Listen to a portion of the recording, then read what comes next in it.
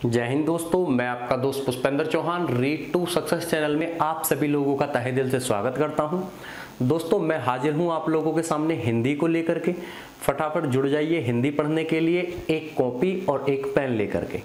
दोस्तों, जैसा कि बहुत सारे स्टूडेंट का डाउट था कि सर हिंदी स्टार्ट कर दीजिए, यूपी जेल वार्डन का पेपर आने वाला है, यूपीएसआई की भी वैकेंसी आने वाली है।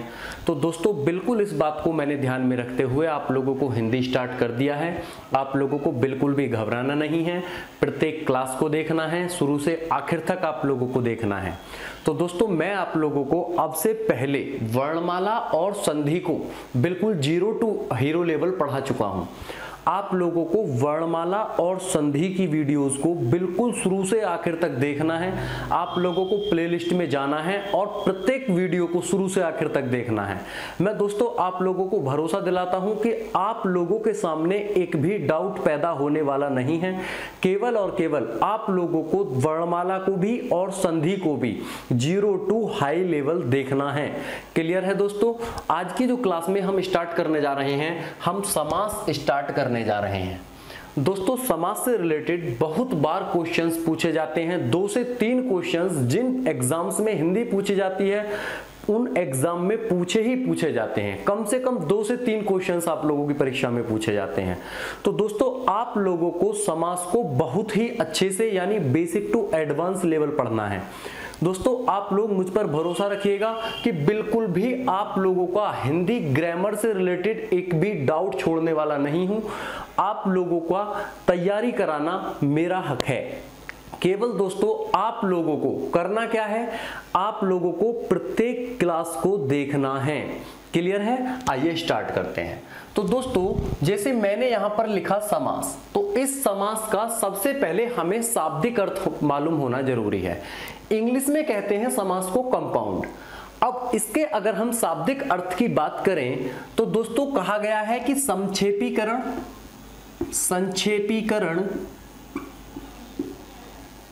इति समास, अर्थात इसका अगर हम अर्थ जानना चाहें तो संक्षेपीकरण इति समास यानी जो संक्षेपीकरण करता है समास कहलाता है, या संक्षेपीकरण करना ही समास कहलाता है। अब दोस्तों, समास का शाब्दिक अर्थ यहां से क्या निकल करके आया? संक्षेपीकरण। तो हम क्या कह सकते हैं कि समास का शाब्दिक अर्थ है संक्षेप। अब हम संक्षेपीकरण का यूज क्यों करते हैं? भाषा को सटीक और प्रभावशाली बनाने के लिए समास का प्रयोग किया जाता है। जो हम बोलते हैं, इस भाषा को सटीक और प्रभावशाली बनाने के लिए किसका प्रयोग किया जाता है? समास का प्रयोग किया जाता है। अब दोस्तों, सटीक हम किस प्रकार से बनाते हैं, मैं आप लोगों को एक एग्जाम्पल दे करके बताता हूं। मैंने लिखा गाय के लिए साला, गाय के लिए साला। अब इसको बोला जाता है, इसको संक्षेप रूप में बोला जाता है गौशाला। तो दोस्तों, ये गौशाला क्या कहलाया? ये समास कहलाया, क्योंकि हमने इसको संक्षेपीकरण करके कहा है। अब मैं ये थोड़ी कहूंगा कि मैं गाय के लिए साला जा रहा हूं, नहीं, मैं गौशाला जा रहा हूं। तो दोस्तों, ये क्या हुआ? समास का शाब्दिक अर्थ हुआ संक्षेप। अब हम संक्षेप में गाय के लिए साला को क्या बोलेंगे? गौशाला बोलेंगे। अब दोस्तों, ये तो बात थी आप लोगों की समास के शाब्दिक अर्थ से संबंधित। अब हम जान लेते हैं कि आखिर समास की परिभाषा क्या होती है। समास की परिभाषा क्या होती है? तो आप लोग परिभाषा के रूप में क्या लिखेंगे? परिभाषा में लिखना है दो या दो से अधिक शब्दों के मेल से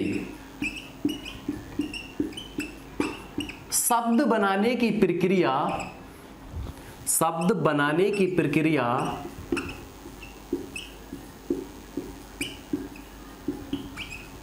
समास कहलाती है। अब दोस्तों, आप लोगों की परीक्षा में सीधे सीधे क्वेश्चन पूछ लिया जाता है कि समास क्या है, समास क्या है, उसमें दोस्तों आप लोगों को 4 ऑप्शंस देखने को मिलेंगे, अलग अलग परिभाषाएं देखने को मिलेंगी, लेकिन इसकी एग्जैक्ट परिभाषा क्या है, 2 या 2 से अधिक शब्दों के मेल से शब्द बनाने की प्रक्रिया समास कहलाती है। एग्जाम्पल के लिए मैंने लिखा कमल नयन। अब इसमें कितने शब्द हैं, कमल नयन में कमल और नयन को मिलाकर के कमल नयन बना दिया, तो यहां पर हमने कितने शब्दों को मेल किया, 2 शब्दों को मेल किया, कमल और नयन को, तो क्या बन गया, कमल नयन बन गया। इसी प्रकार मैंने लिखा गौशाला, गौशाला। अब इसमें गौ और शाला को मिला करके क्या बना दिया, गौशाला बना दिया, और दोस्तों यही क्या कहलाया, समास कहलाया। अब दोस्तों ये तो थी समास की परिभाषा। अब यहां पर आप लोगों को एक बात और जाननी है, एक शब्द होता है समस्त पद। क्या होता है, समस्त पद। अब ये समस्त पद क्या होता है, समस्त पद बोला जाता है समास से युक्त पद, समास से युक्त पद समस्त पद कहलाता है, समस्त पद कहलाता है। अब अगर मैं इसकी एग्जाम्पल की बात करूं तो मैंने दोस्तों एग्जाम्पल के लिए लिया तिरंगा, तिरंगा यानी 3 रंगों का समाहार। अब ये तिरंगा क्या है, ये एक समास से युक्त पद है, एक समास युक्त पद है, और यही क्या कहलाता है, समस्त पद पे कहलाता है। ये दोस्तों कई बार परीक्षाओं में पूछा गया है कि समस्त पद क्या होता है, तो क्या होता है, समास से युक्त पद समस्त पद कहलाता है। अब इसके बाद दोस्तों आ जाता है क्या, समास विग्रह, समास विग्रह, समास विग्रह। अब ये समास विग्रह क्या होता है, तो इसी को हम क्या रूप देंगे कि समस्त पदों के बीच, समस्त पदों के बीच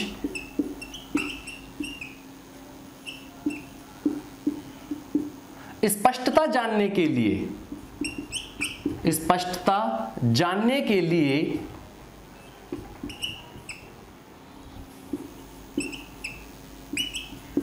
समास विग्रह का प्रयोग किया जाता है, या समस्त पदों के बीच स्पष्टता जानने के लिए समास विग्रह का प्रयोग किया जाता है, या हम कह सकते हैं कि समस्त पदों के बीच स्पष्टता जानना ही समास विग्रह कहलाता है। अगर दोस्तों इसको मैं दूसरा रूप दूं तो दूसरे रूप के बारे में क्या कहूंगा कि सामासिक पदों के बीच, सामासिक पदों के बीच स्पष्टता जानना क्या कहलाता है, समास विग्रह कहलाता है। अब ये हम स्पष्टता आखिर जानते कैसे हैं दोस्तों, एग्जाम्पल के माध्यम से इसी बात को मैं समझाने का प्रयास करता हूं। मैंने लिखा कमल नयन, क्या लिखा मैंने, कमल नयन। अब इस कमल नयन में दोस्तों एक कमल है और एक नयन है, तो कमल क्या है, कमल कहलाया पूर्व पद, पूर्व पद, और नयन कहलाया उत्तर पद। अब हमने इसके बीच में क्या, किस स्पष्टता को जाना कि कमल पूर्व पद है और नयन उत्तर पद है, और यही क्या कहलाया दोस्तों, समास विग्रह कहलाया। क्लियर है। अब आगे बढ़ते हैं कि पूर्व पद मुख्य है या उत्तर पद मुख्य है। इसी बात को जानने के लिए समास को 6 भागों में बांट दिया गया। अब वो 6 भाग कौन कौन से हैं, सीधे सीधे पूछ लिया जाता है कि समास के कितने भेद होते हैं, तो कितने होते हैं, 6 भेद होते हैं। अब 6 कौन कौन से होते हैं, यहां लिख देंगे समास के प्रकार या भेद। अब पूर्व पद मुख्य है या उत्तर पद मुख्य है, इसी बात को जानने के लिए क्या किया, समास को 6 भागों में बांट दिया। सबसे पहला भाग क्या है, अव्ययी भाव समास। अव्ययी भाव समास। सेकंड है तत्पुरुष समास।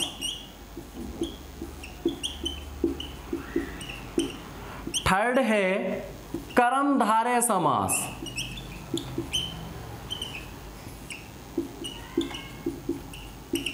फोर्थ है द्वंद्व समास।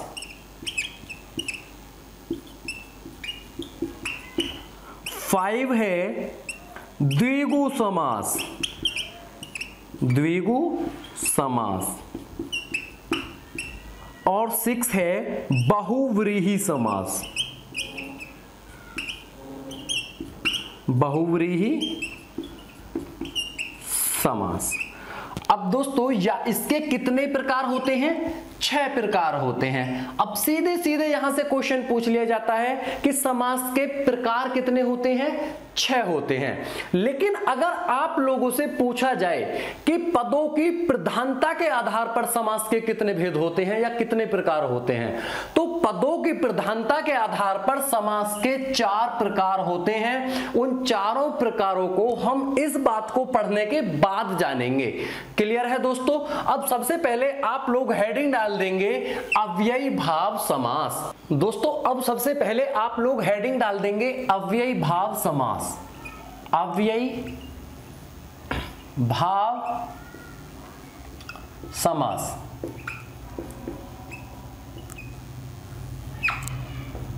अब ये दोस्तों अव्ययी भाव समास आया कहां से? सबसे पहले हमने जाना अव्ययी भाव समास में अव्यय।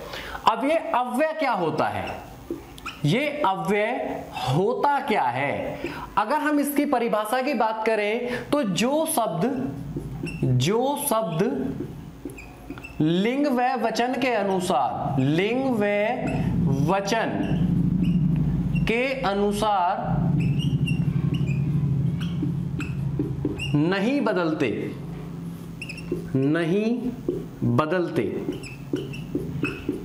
अव्यय कहलाते हैं, या इनको हम अविकारी शब्द भी कह सकते हैं। जो शब्द लिंग व वचन के अनुसार नहीं बदलते अव्यय कहलाते हैं। अब ये ऐसे शब्द होते कौन से हैं दोस्तों? एग्जाम्पल के माध्यम से आप लोगों को मैं समझाने का प्रयास करता हूं। मैंने कहा कि बालक दिन भर पढ़ता है। बालक दिन भर पढ़ता है। फिर मैंने कहा बालिका दिन भर पढ़ती है। बालिका दिन भर पढ़ती है। फिर मैंने कहा बालक और बालिका, बालक और बालिका दिन भर पढ़ते हैं।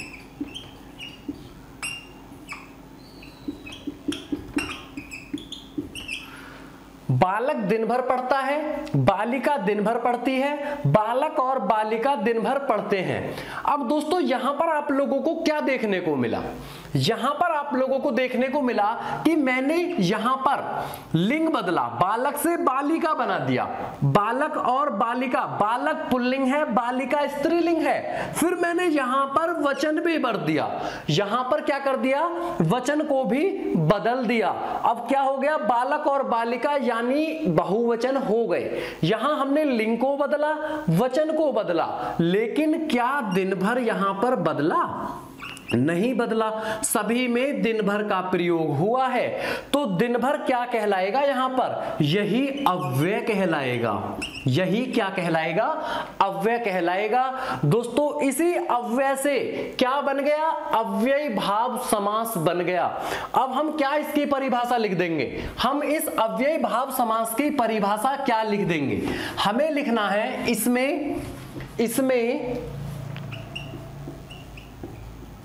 इसमें पूर्व पद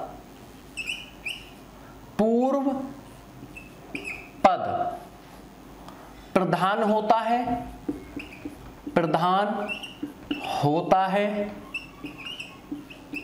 या, इसमें पूर्व पद प्रधान होता है या,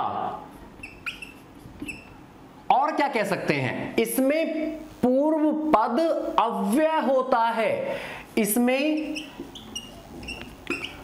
पूर्व पद अव्यय होता है।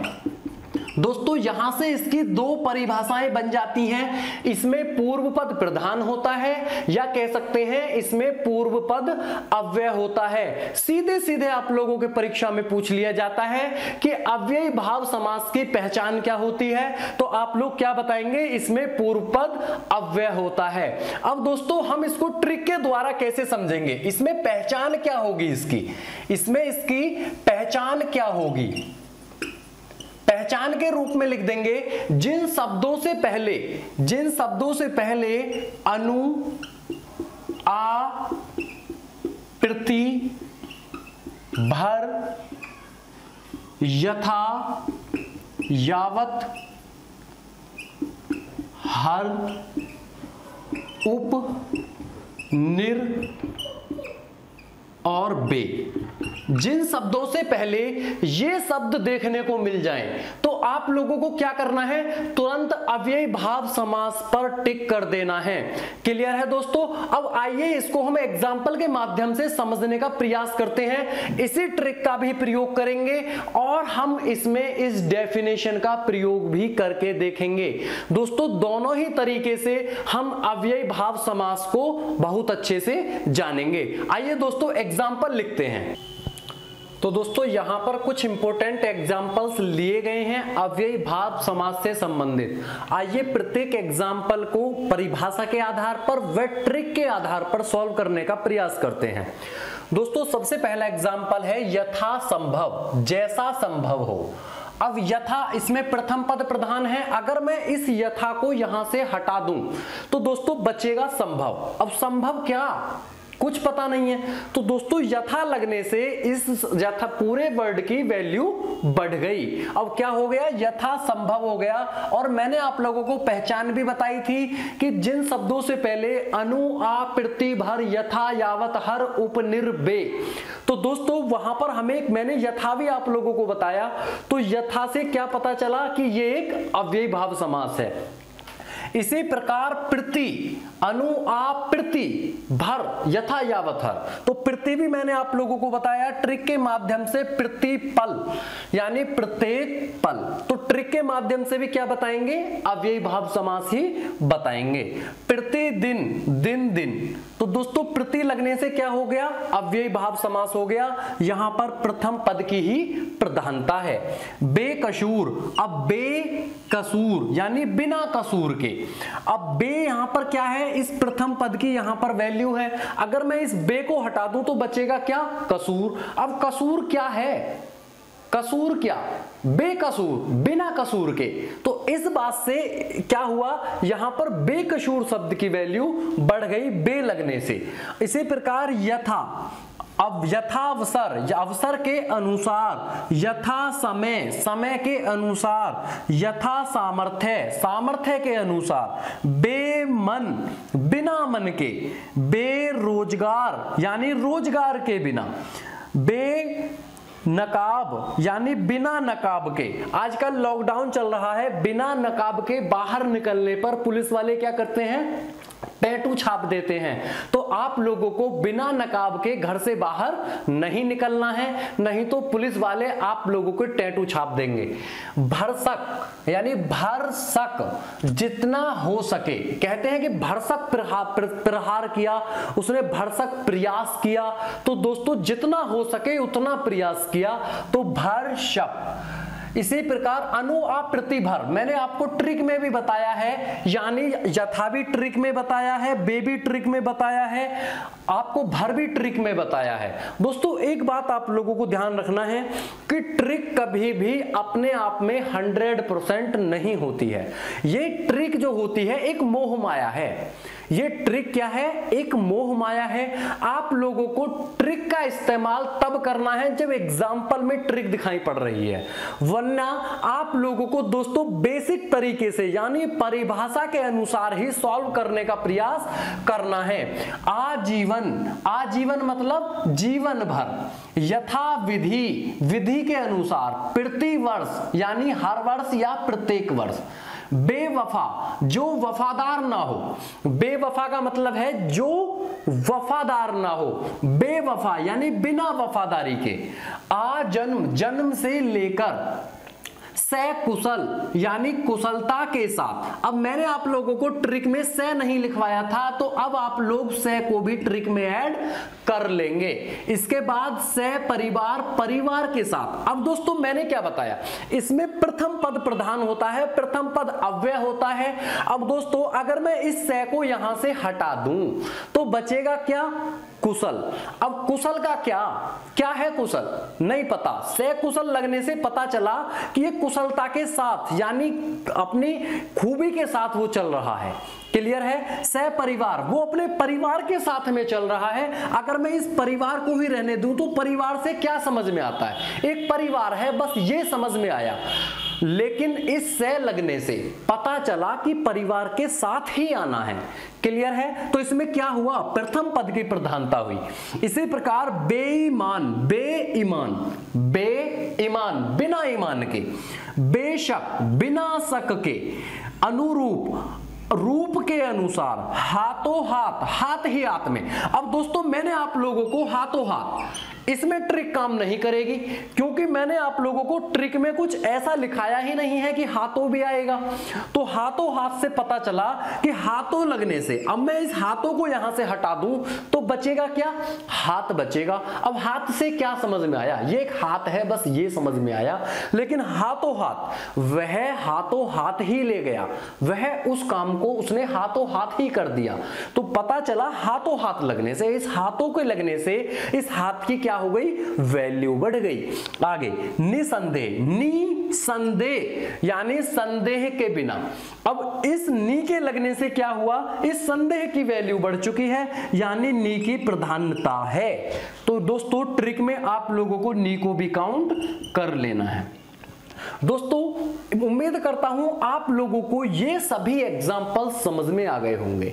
ये जितने भी एग्जाम्पल्स दोस्तों मैंने आप लोगों के सामने लिखे हैं, सभी ज्यादातर एग्जाम्पल्स दोस्तों आप लोगों की परीक्षाओं में पूछे जा चुके हैं और उम्मीद करता हूं आगे भी मेरे द्वारा कराए गए एग्जाम्पल्स से ही क्वेश्चंस पूछे जाएंगे।